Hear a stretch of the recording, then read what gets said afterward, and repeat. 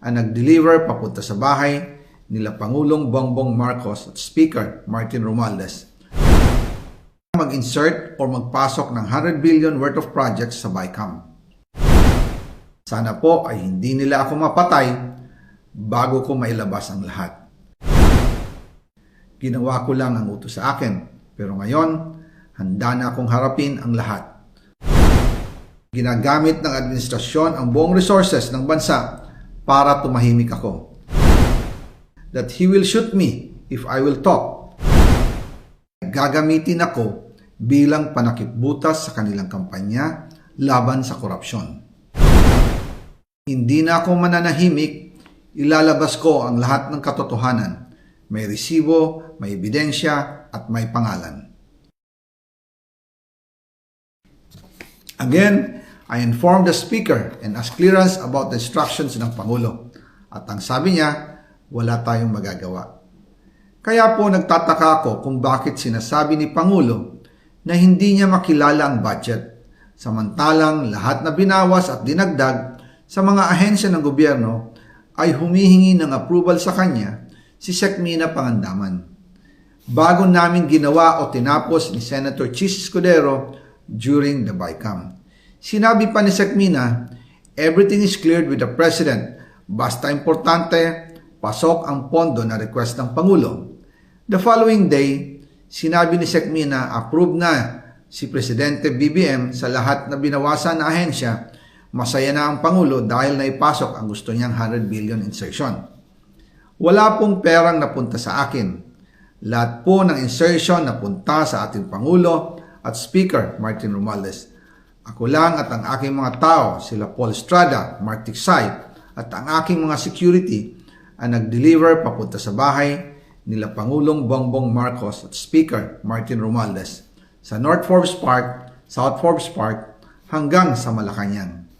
Yung mga deliveries po ay merong record ang aking mga tao. Totoo po yung sinasabi ni Orly Gutesa na nag-deliver siya sa Forbes Park. Totoo din po ang sinasabi ni Orly Gutesa na nag-deliver siya sa Malacanang nung siya ay nasa Senado. Para mapatunayan ang mga litrato na deliveries ay ilalabas ko po together with this video.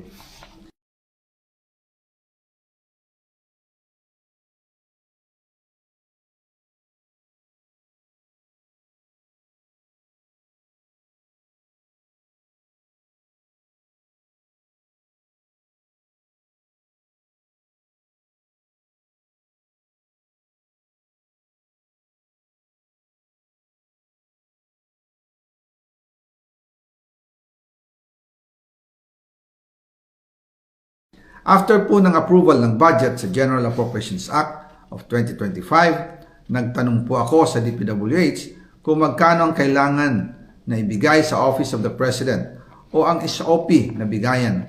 Ang sinagot sa akin ay 25%. Ang ibig sabihin nito, 25% ng 100 billion ang SOP na kailangan ibigay kay BBM mismo. In total, 25 billion ang napunta kay Pangulong Bongbong Marcos. Kaya ngayon ay hinahamon ko si Ombudsman Remulla kung seryoso talaga siya sa mga sinasabi niya sa kanyang press release na idadamay niya pati si Martin Romualdez kung magbibigay ako ng ebidensya. Patunayan niya ngayon ang pronouncement niya. Imbestigahan niya ang fraternity Brad at ang kanyang kaibigan na si Speaker Martin Romualdez kung talagang tutupad siya sa tungkulin niya.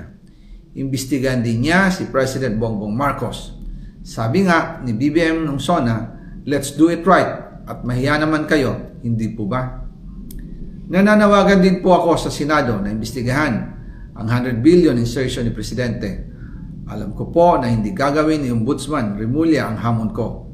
Pero magaling ang Senado sa imbestigasyon at ako ay naniniwala na dahil sa kanila lalabas ang katotohanan.